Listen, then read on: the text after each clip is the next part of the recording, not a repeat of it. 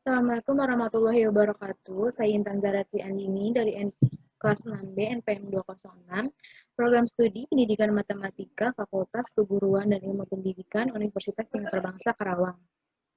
Di sini saya akan menjelaskan mengenai inovasi pembelajaran matematika metode rolling questions. Maksud video ini yaitu untuk memenuhi nilai UTS Inovasi Pendidikan yang diampu oleh Dr. Haji Dadang Rahman, MPD. Yang akan saya bahas kali ini yaitu Satuan Pendidikan SMP dengan semester genap, mata pelajaran matematika dengan materi menghitung luas dan keliling bangun segi 4. Pembahasannya yang pertama, inovasi pembelajaran matematika metode rolling questions. Fungsinya yaitu untuk meningkatkan kreativitas dan kemampuan berpikir siswa, yaitu berguna untuk meningkatkan kreativitas siswa dalam belajar matematika dan kemampuan berpikir kritis siswa. Yang kedua, latar belakangnya diadakannya inovasi pembelajaran dengan metode ini yaitu minimnya kemampuan berpikir siswa dalam pembelajaran matematika yang ditunjukkan dengan kurangnya aktivitas berpikir siswa dalam mengerjakan soal sehingga hasilnya rendah, hasil belajarnya rendah. Lalu teori yang digunakan. Teori yang melandasi karya inovasi pembelajaran metode rolling questions ini adalah teori kerucut pengalaman belajar, di mana siswa akan lebih mengingat materi pelajaran dengan melakukan sendiri juga bisa menjawab soal temannya. Sedangkan landasan konsepnya dari metode penemuan, drill, dan latihan.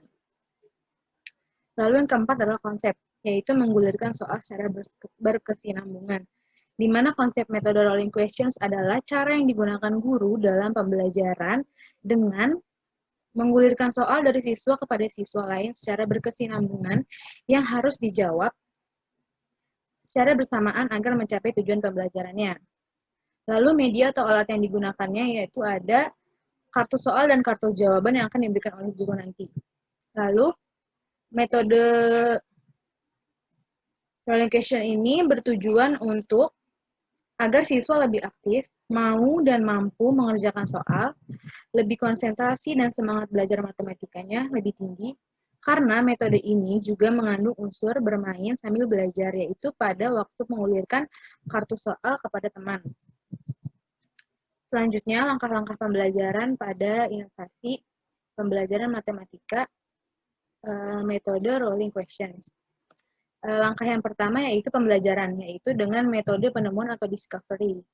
Siswa akan diberikan pelajaran dan metode mengajar yang digunakan adalah metode penemuan atau discovery, di mana dalam belajarnya siswa menemukan sendiri sesuatu hal yang baru dan siswa tidak hanya menemukannya tetapi mencipta, membuat soal sesuai kemampuan yang ia punya dengan kreativitasnya menyusun soal serta menjawab soal yang dibuat oleh temannya.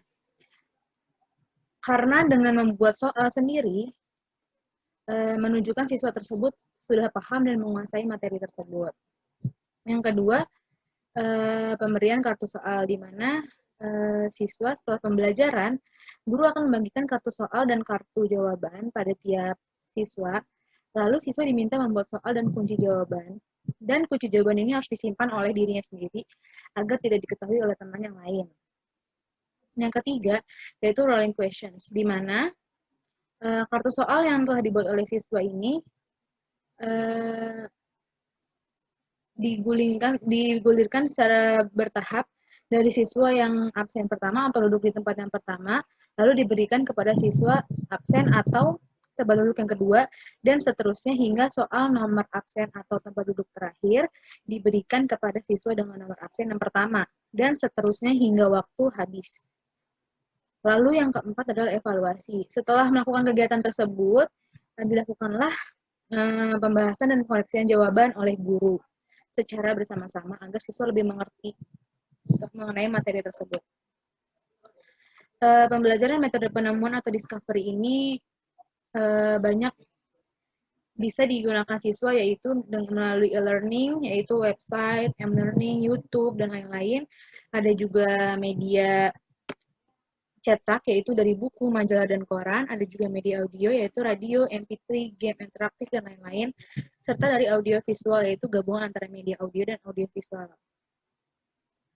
Selanjutnya adalah contoh materi dari YouTube yang bisa saya berikan kali ini.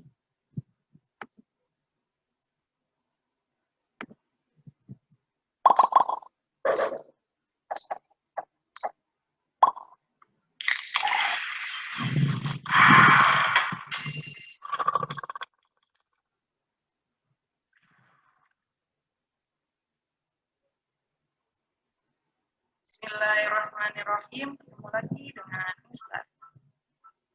Video kali ini kita akan lanjutkan materi tentang segi 4.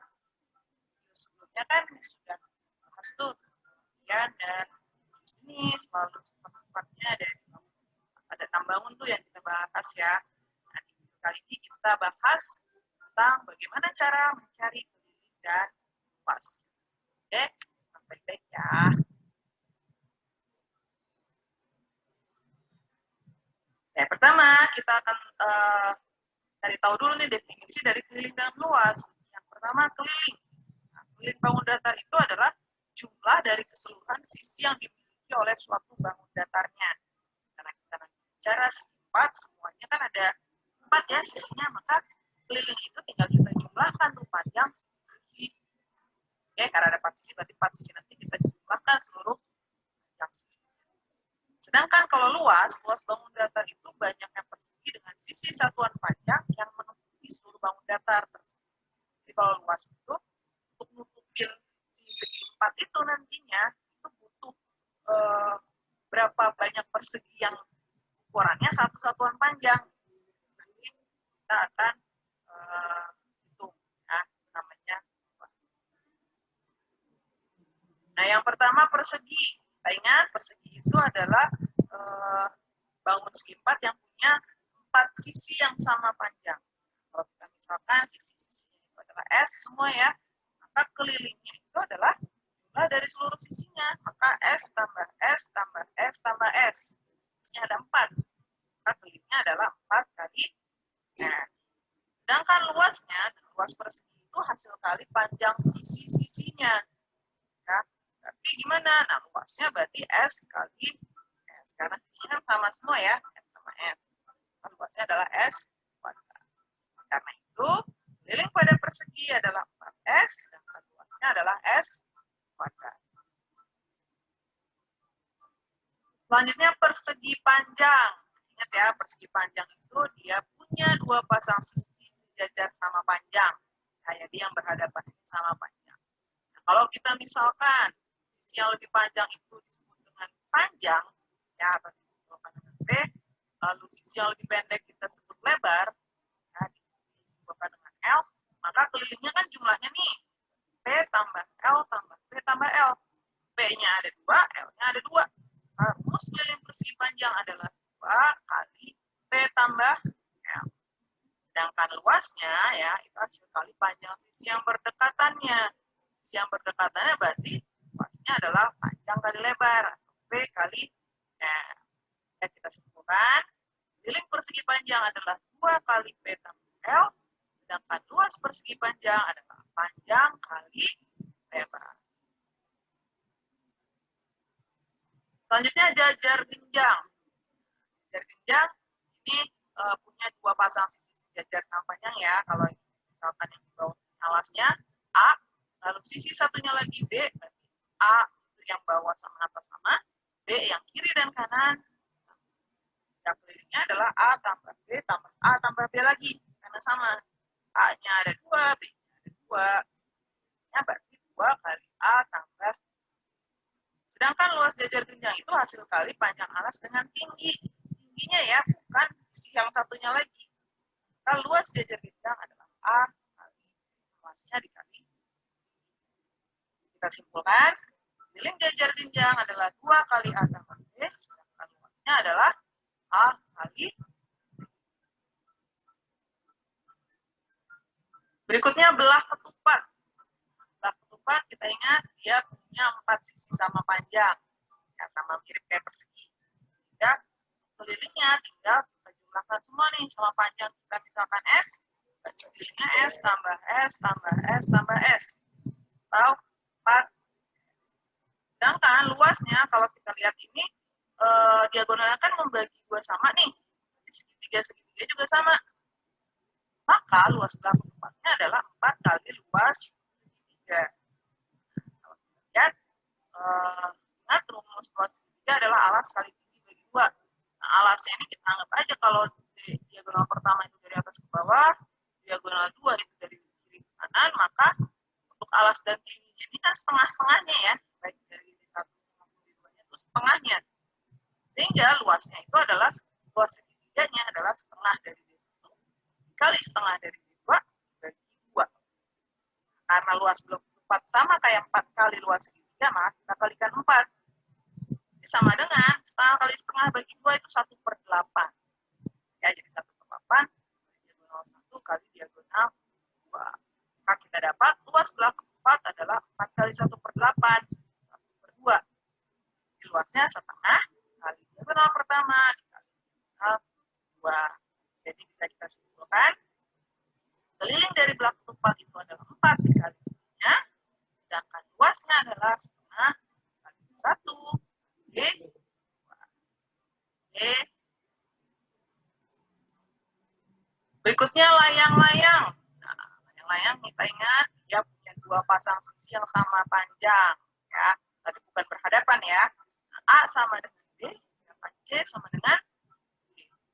Lihat bedanya bahkan semua A tambah B tambah C. Karena A sama kayak B dan C sama kayak D, kita ringkas.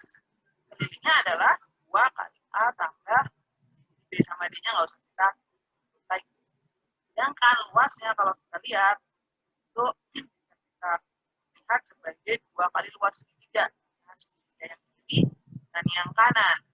Nah, yang kiri diagonal 2 ini dulu. Diagonal satunya cuma setengah. Jadi kalau kita anggap alasnya itu adalah 2 yang panjang ini ya. Lalu tingginya adalah setengah dari D. Dan rumus segitiga adalah alas kali tinggi bagi 2, maka D2 kali setengah D1 per 2. Setengah dibagi 2, 1/4. Lalu dikali 2, karena layang-layang adalah 2 kali luas segitiga. Ya, 2 kali 1/4 itu 1/2. Luasnya setengah kali D1 kali D. Mirip kayak, nah, kita simpulkan, keliling dari layang-layang adalah 2 kali A tambah C, sedangkan luasnya adalah setengah kali D1 kali D2. Dan satu lagi nih, trapesium. Ingat trapesium itu tersusun oleh 4 buah sisi. Ya, yang 2 sejajar, A tambah B, tapi tidak sama ya. Kalau sama nanti namanya bukan trapesium lagi. Jadi bisa segi, bisa panjang, bisa sejajar genjang. Kalau trapesium dari sejajarnya tidak sama. Lalu ada 2 sisi lainnya. Nah, 2 sisi lainnya ini bisa macam-macam.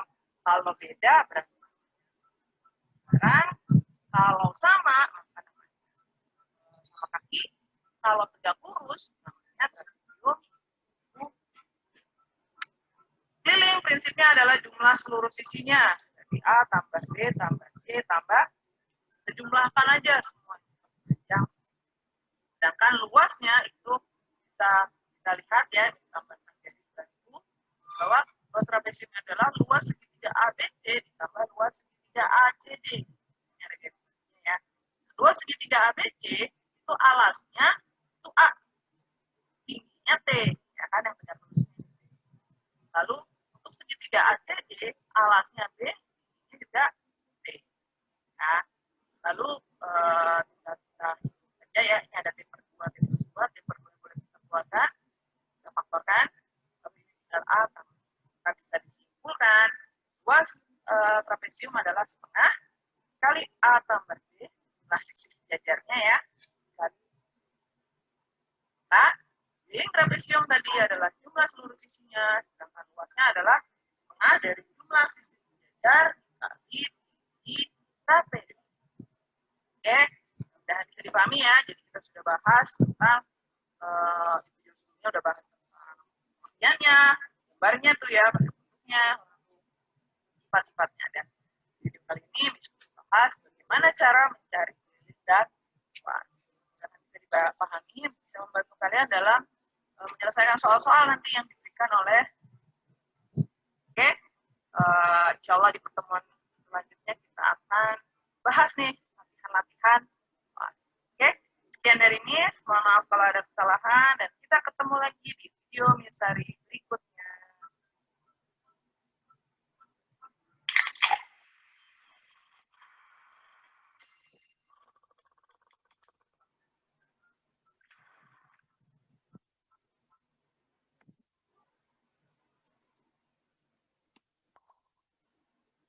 Tadi merupakan video pembelajaran mengenai materi luas dan keliling dari segi 4 yang berasal dari YouTube Miss Sari Al-Azkar.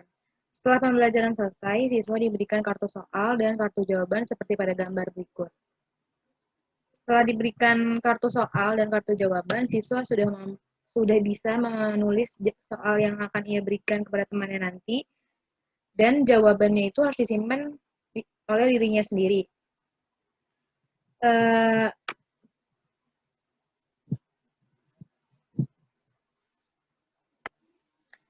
Nah, di dalam kartu soal tersebut, siswa boleh menuliskan soal apapun terkait pembelajaran atau materi yang telah diberikan sebelumnya. Dan contohnya seperti pada gambar ini. Yang nomor 1, jika panjang sisi persegi 48 cm, maka kelilingnya adalah berapa cm.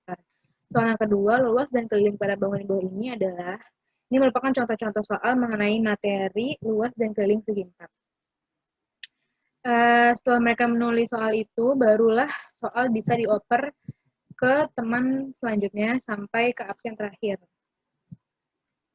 Selanjutnya, kesimpulan dari inovasi menggunakan metode rolling questions ini adalah yang pertama, dengan menggunakan metode rolling questions ini, siswa dapat mampu meningkatkan kemampuan berpikirnya serta kemampuan berpikir kreativitasnya. Yang kedua, metode ini sangat mudah diaplikasikan. Yang ketiga, siswa aktif dan mengerti saat pembelajaran berlangsung. Terima kasih sebelumnya. Wassalamualaikum warahmatullahi wabarakatuh.